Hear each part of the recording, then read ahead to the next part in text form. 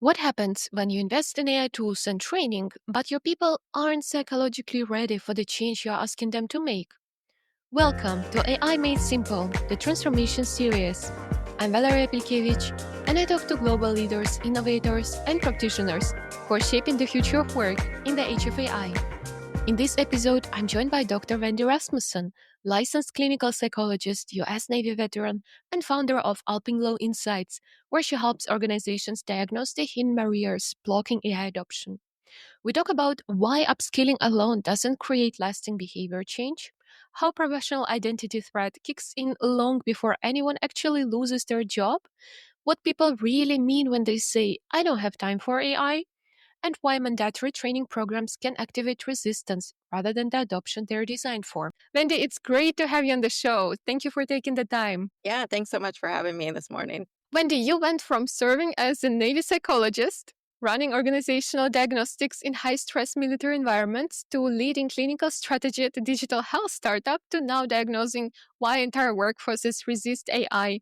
Can you tell us more about your journey and what is your current focus? Yeah, I recognize my background's a bit nonlinear and non-traditional, but really the continuous thread through it all is I'm very curious why smart, capable people get stuck when the environment around them changes. So, as my training as a therapist, we learned that resistance is data. It's not just people being difficult or obstructive. And so when I hear resistance, I just get really curious, like what's going on there? What's really driving that? And so this started in my work in the Navy. I was doing initially individual therapy and helping people kind of get unstuck. And over time, I started working with larger groups and going in, kind of talking to people, doing surveys, seeing what was going on, and then making recommendations to executive leadership about how they could potentially make things better on the behavioral health front. From there, I did go to the digital health startup, and what we were trying to do was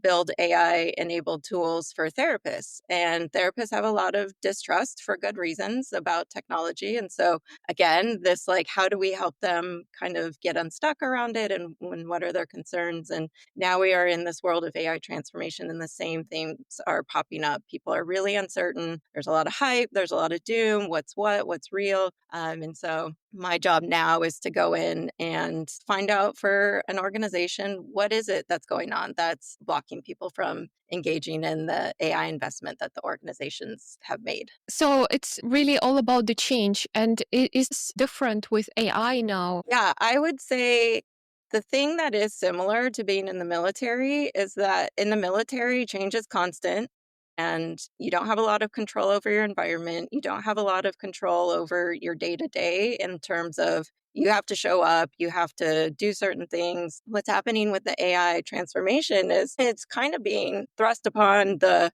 workforce, right? Like you had this job that you took maybe a year or two ago or even longer, and now all of a sudden, leadership is saying, hey, we're expecting you to completely redesign how you work. And so to feel like you don't have a lot of control over that is really stressful and it's really destabilizing for some people. You have this sense of, I don't have a lot of autonomy sometimes at my job right now. And layer that on top of the world in general is a very uncertain place right now. We have a lot of economic stress, a lot of uncertainty about where we're heading. Depending what country you're on, I think that's pretty consistent is there's just a lot of uncertainty, and that in itself doesn't give us like a really solid foundation to then layer on even more transformation and change. Definitely. You use often the phrase AI implementation moves at the speed of technology, but adoption moves at the speed of people. I think it shows very well how things are developing today. When you started working with companies on consulting them on AI adoption, what were you seeing that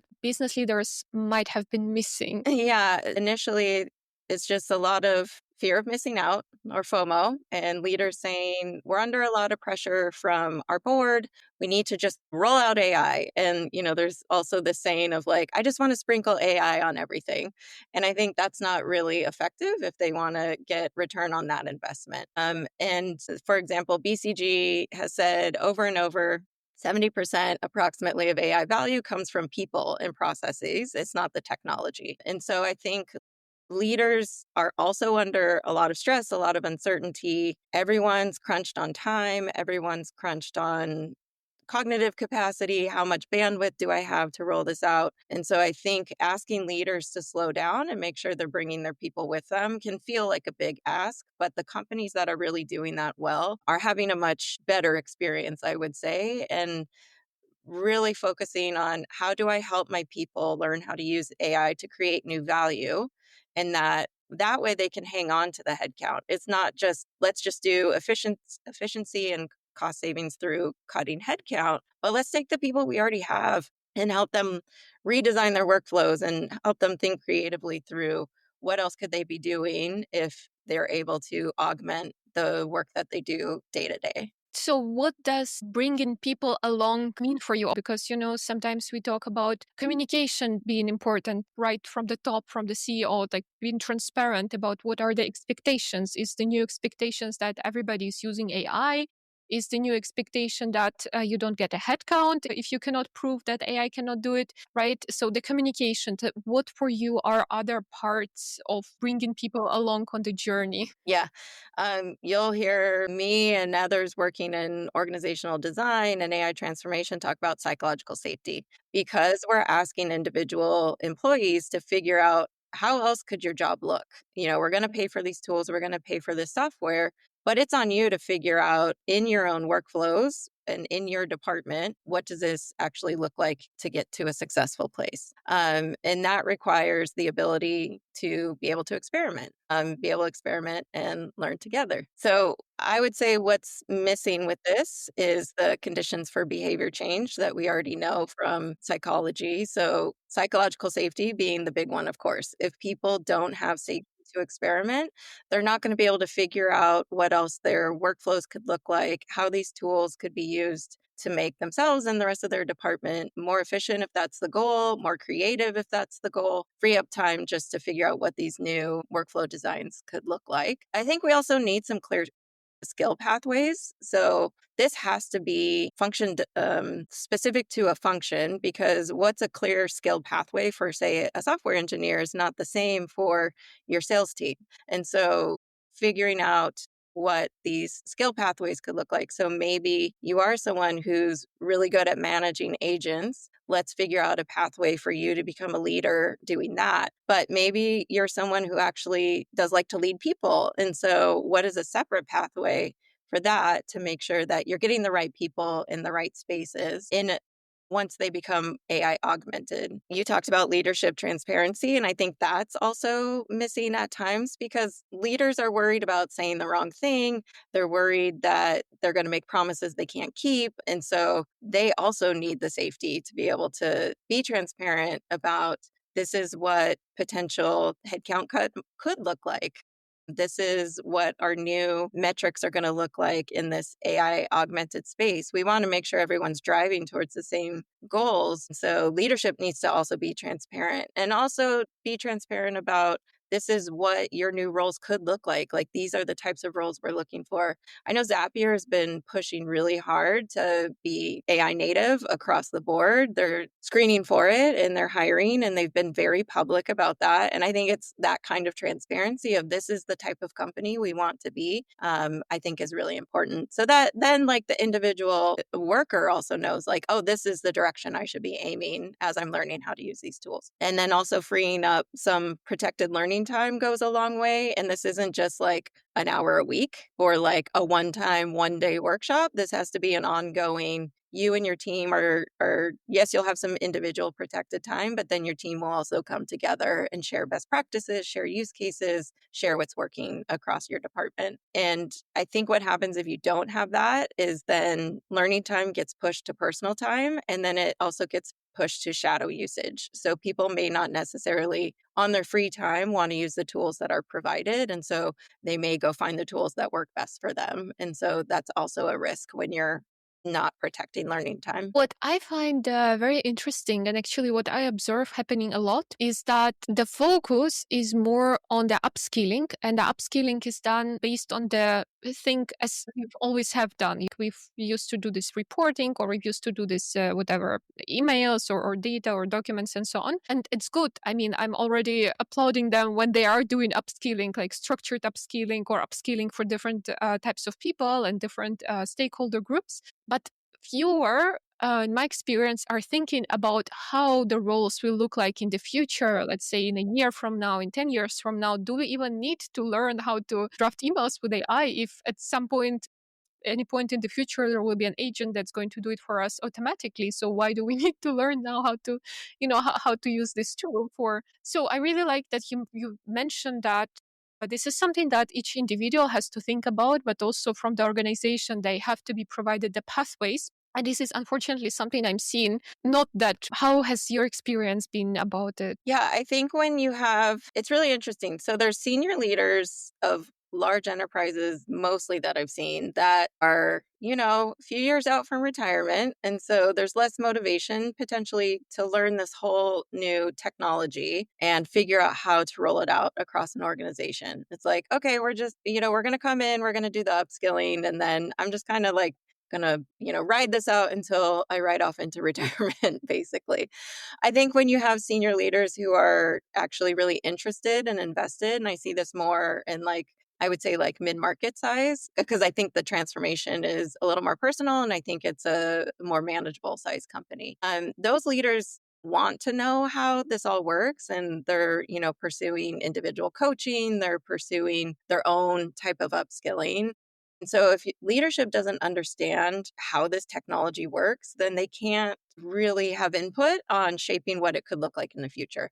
And so I really push hard for it's not just your ICs and your middle managers that need to understand how this work. It's like it needs to be top down and bottom up. And so really important that those senior leaders also understand how this works. Wendy, literally every second guest on this show is saying the same thing about leadership needing to understand those things first before they, move on to strategy or tools or reskilling Right. or upskilling. That's what pops up. So, one of the things my diagnostic looks at is organizational enablement. So, do I, as an employee, feel like management understands the problem and the space, and that management is also giving me the tools and the time that I need to make this happen? And that's like one of the key questions that I ask is, what do you wish your manager knew about your work with AI?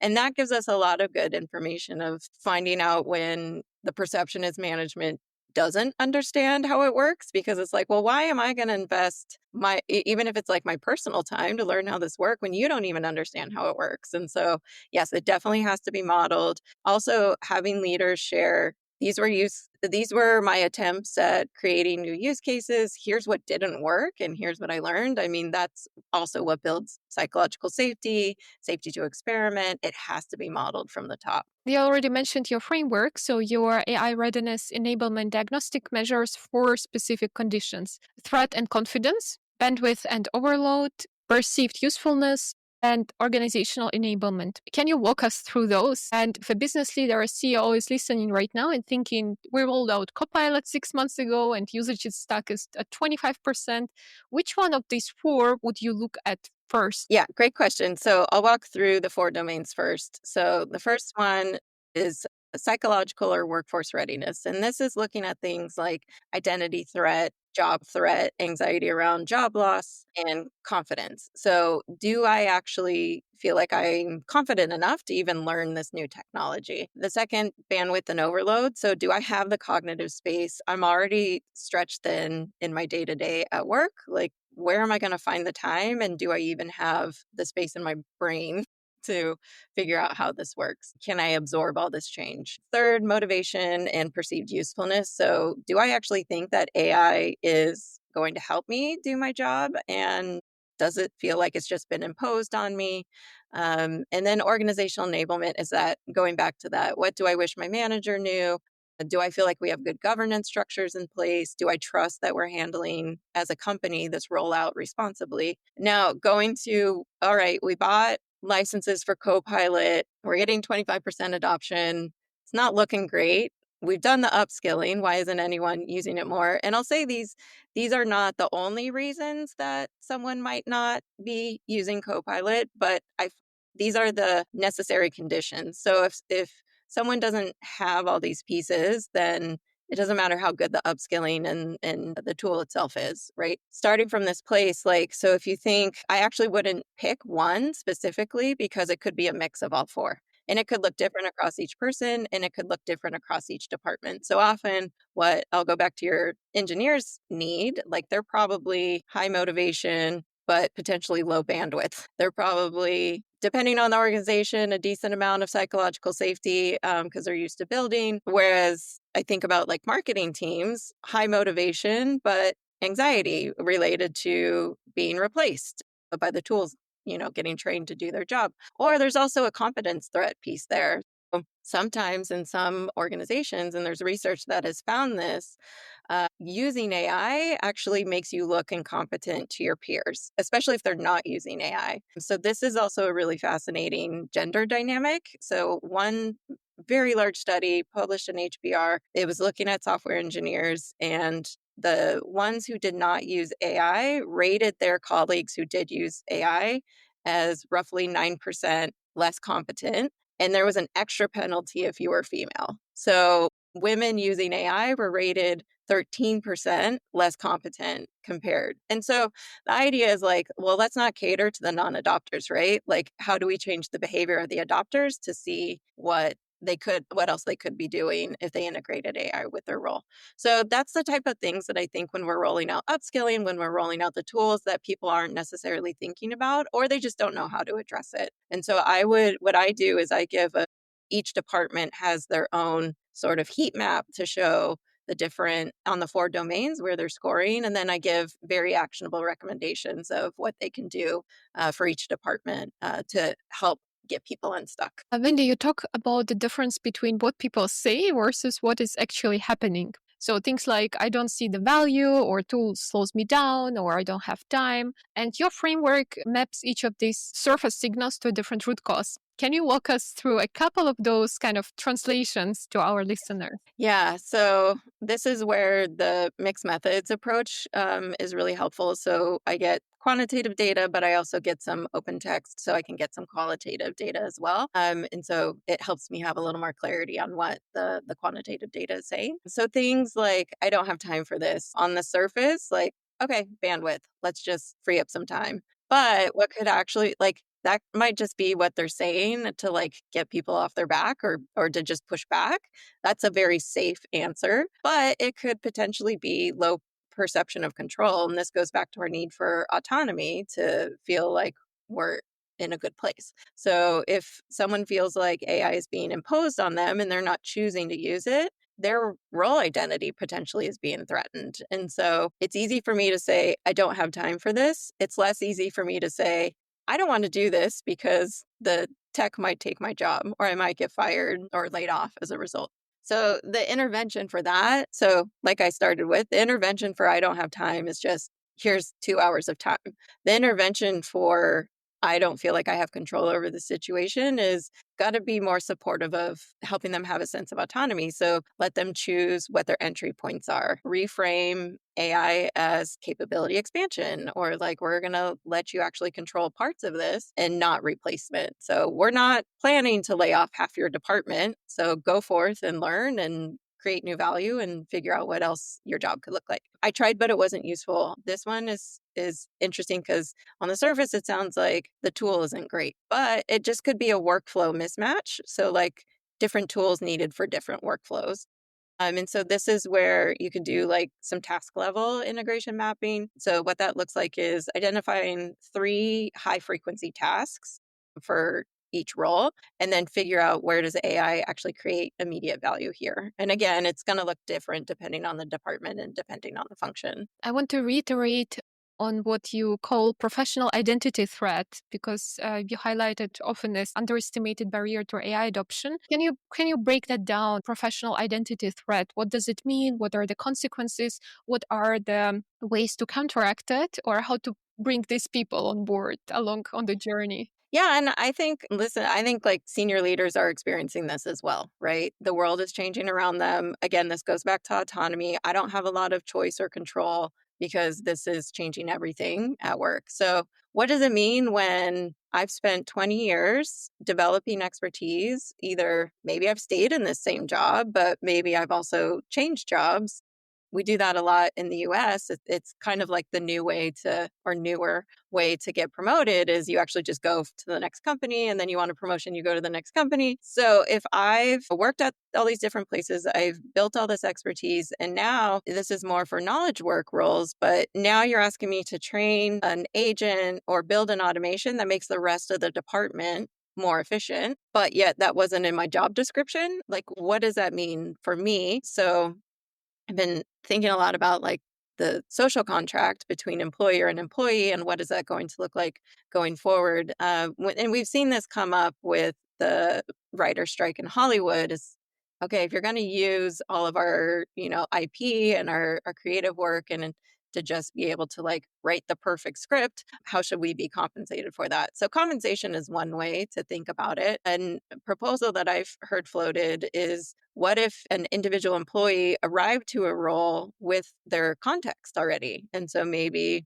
this is a markdown file. There's a lot of different ways to think about this, but like this is part of the redesign that has to happen, is because it isn't just about leasing time from workers like it used to be. And now, should we be leasing expertise as well? In terms of identity threat itself, is most roles aren't going to be automated, but that's kind of besides the point because the threat to identity kicks in before anyone actually loses their job. And so I think the way that we work with this is we just have to talk about it openly. We have to give people space to be able to say, like, hey, I'm really concerned that the direction that this job is going in is not what I signed up for. And having employees be a part of that conversation, because I think the more you do involve them in the conversation, they're going to be more empowered to inform what this new organizational design looks like. And so, again, any way that you can bring people to the table, give them autonomy, have them be part of the process, I think is really helpful. Really like the idea of involving people and making not I will redesign your role or I will tell you what to do in the future or how your role will look like in 1 year from now or in 5 years from now. Rather, let's look at what you're doing right now. Let's look at what potentially AI can take over, or tell me what are the things that you hate doing in your role. Let's create an agent or let's create an automation together that's going to do these parts of your work, maybe 20 or 30%. And then what do you like doing instead? Do you like technology? Do you want to do the agentic operations? Maybe you want to do something more with people. Maybe you want to take this time for training and develop yourself. So I think there are many options. And one of the guests here also was saying it's often a lack of imagination in a way in the companies or in our own heads. And there are different ways how you can do it. And I like that you emphasize multiple times during the conversation that you can bring people with you and they can also kind of design this future for themselves in the best possible way, how they see it. Yeah, I have been talking a lot recently about meaning at work and how this is going to be evolving for people. My background working in healthcare, when we look at quality, one of the elements of quality was to look at the provider experience. So, did they still have meaning in work? And we find that if they do, that buffers against burnout if you're a healthcare provider. And I think the same kind of idea can be applied here. So, if my role is going to evolve, if the expectations of me are going to evolve and my professional identity is going to shift, then how do I find meaning in work? And I think engaging people in that conversation, like you said, of what would you like to do? Like, what are the pieces of this job that, or this role, or this work that you've been doing over time?